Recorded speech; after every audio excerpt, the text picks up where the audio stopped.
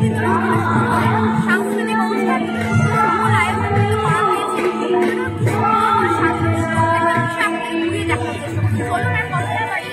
আমরা পুরো বিষয়টিকে ঘুরিয়ে দেখানোর চেষ্টা করছি। যারা নতুনভাবে যুক্ত হয়েছেন তাদেরকে আবারও জানিয়ে রাখি যে আমরা এসেছি নতুন এলাকাতে, যেখানে শ্রী শ্রী ঠাকুর চন্দ্রের 136তম জন্মোৎসব ইসলামপুর সচেতন মন্দিরের 14তম উদ্বোধন উৎসব হচ্ছে। পাশাপাশি প্রথমেই দেখতে পাচ্ছেন যে একটা ফোয়ারার ব্যবস্থা করা হয়েছে, যেখানে বাচ্চাদের হোক বা প্রকৃতিতে কত সুন্দর সেই সমস্ত ব্যবস্থা এখানে রয়েছে। আমরা দেখতে পাচ্ছেন মানুষের ভিড় রয়েছে এখানে, কত সুন্দর করে আয়োজন করা হয়েছে। এখানে ভান্ডার একটা প্রসাদ হয়, সেই প্রসাদ বিতরণের কিন্তু আয়োজন করা হয়েছে, যেটা আমরা জানি। যেহেতু শ্রী শ্রী ঠাকুর চন্দ্রের 136তম জন্মোৎসব সেই উপলক্ষে তাদের কিন্তু ভান্ডারে খাওয়ার প্রসাদ বিতরণের আয়োজন রয়েছে, সেই প্রসাদ বিতরণের আয়োজন কিন্তু করা হয়েছে। দেখছেন যে মানুষের সমাগম কতটা, মানুষ কতটা আনন্দে এখানে এসে উপভোগ করছেন। পাশাপাশি আপনাদেরকে জানিয়ে রাখি এখানে বিভিন্ন রকমের স্টল রয়েছে, যেখানে বসার মেডিকেল ডিপার্টমেন্ট বসার জন্য রয়েছে, প্রেস ডিপার্টমেন্ট বসার জন্য রয়েছে। প্রত্যেকটি বিষয় আপনাদের দেখানোর চেষ্টা করছি। দেখতে পাচ্ছেন মানুষের সমাগম যেরকম রয়েছে সেই অনুযায়ী কিন্তু আমরা ধীরে ধীরে এগিয়ে যাচ্ছি। আমরা সরাসরি সেটাই দেখানোর চেষ্টা করছি।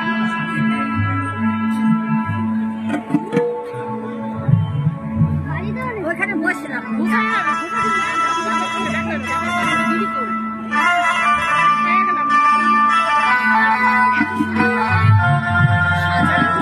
বিষয়টিকে আমরা সরাসরি সেটাই দেখানোর চেষ্টা করছি। এবং দেখতে পাচ্ছেন যে শ্রী শ্রী ঠাকুর অনুকূল চন্দ্রের 136তম জন্মোৎসব উপলক্ষে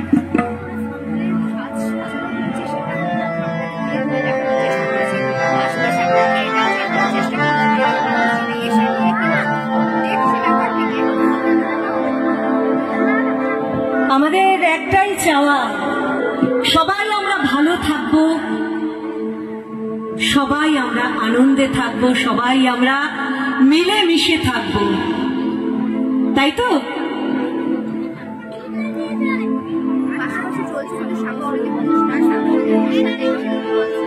চাই আনন্দ, চাই প্রেম, চাই আনন্দ, চাই প্রেম, আয় হরি নাম নিবি রে, আয় আয় আয়, আয় হরি নাম নিবি রে, আয়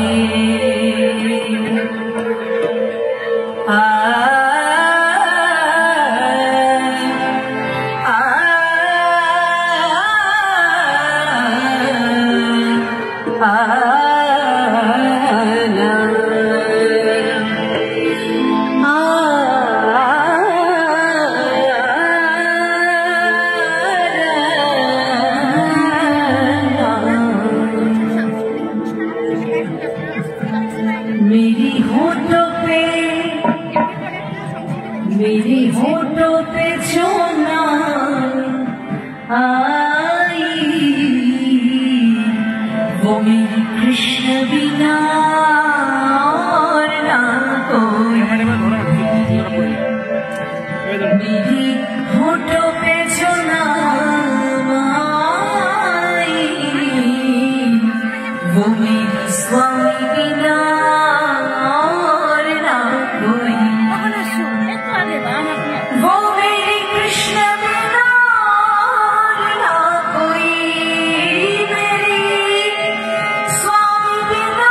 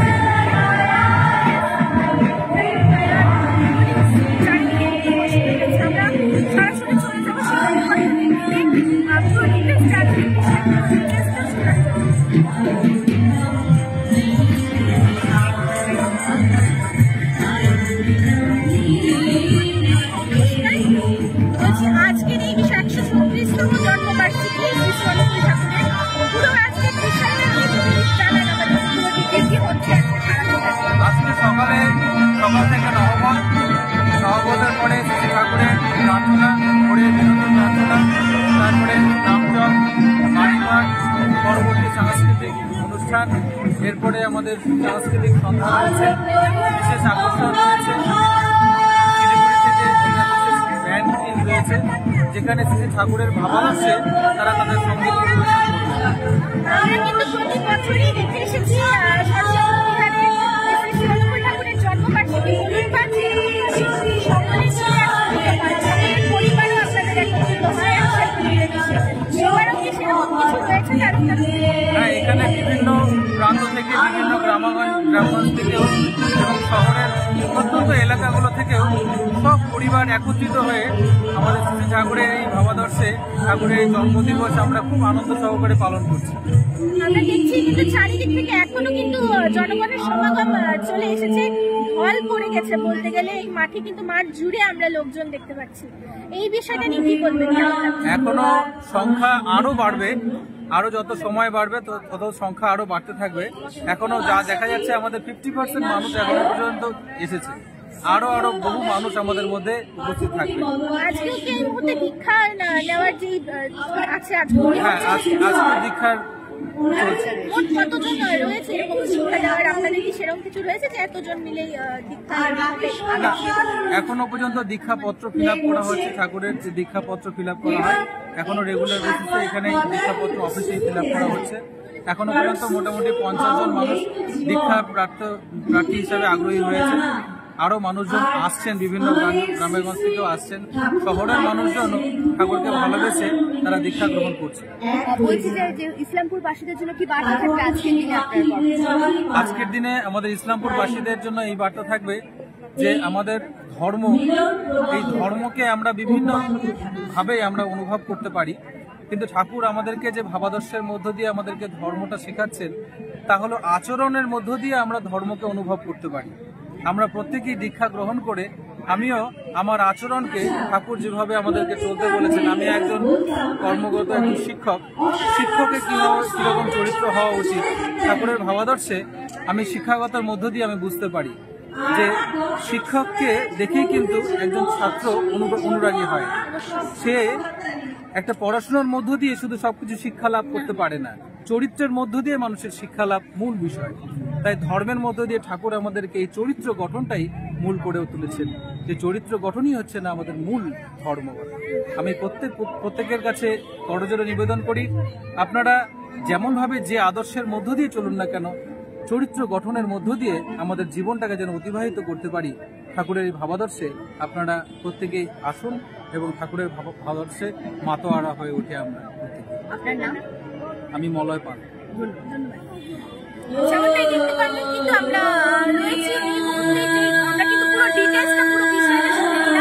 আরো একবার পুরো আমরা চারিপাশটা আপনাদেরকে দেখাচ্ছি কতটা জনগণের যে ঢল নেমে এসেছে আর তার মধ্যে রয়েছে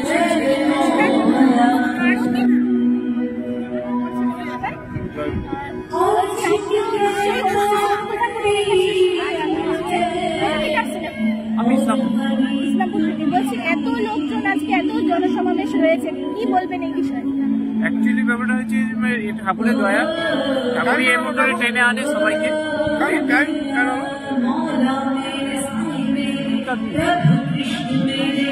ঠাকুরই টেনে আনে এসে ঠাকুরের করার জন্যই সৎসঙ্গ আমাদের পরিবার থেকে বাড়িতে গিয়ে আমরা নিমন্ত্রণ পাঠিয়ে এসেছি।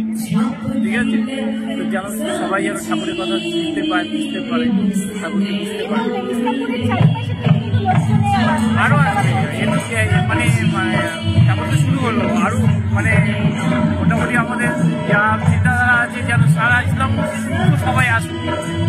ঠিক আছে, আমার নাম সুজন কুমার।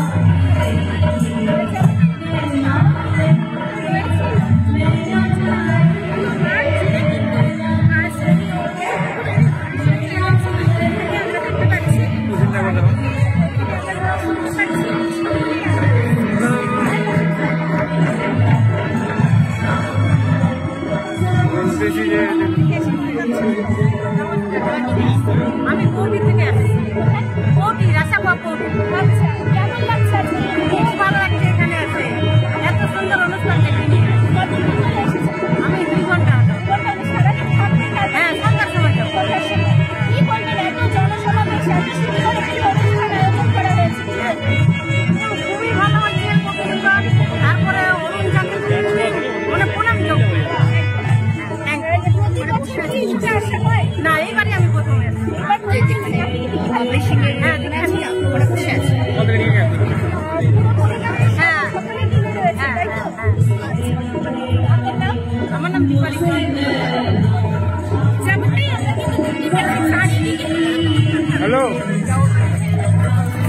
রেকর্ডেড নিচ্ছি, রেকর্ডেড রাখো।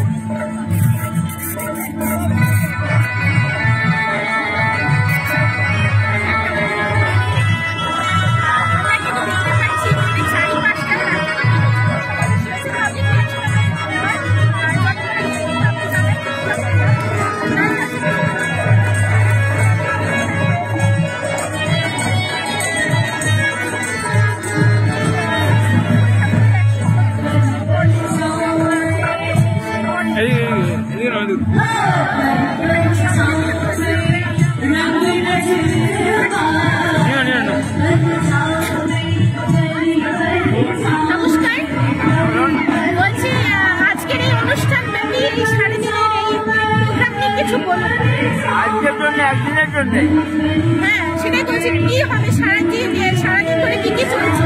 এখন এই বিয়ে চলছে, পরে আপনার মাতৃ সম্মেলন হবে, তারপরে সাধারণ সভা, তারপরে কি বলবেন, কেমন লাগছে? জনগণ এত আসছে, এত জনসমাবেশ তৈরি হয়েছে, কি বলবেন? আমরা তো এখন করছি, এখন কি হচ্ছে ঠাকুর জানে। যেমনটাই দেখতে পাচ্ছেন যে সকলে মিলে কিন্তু এখানে উপস্থিত হয়েছে। চারিদিকে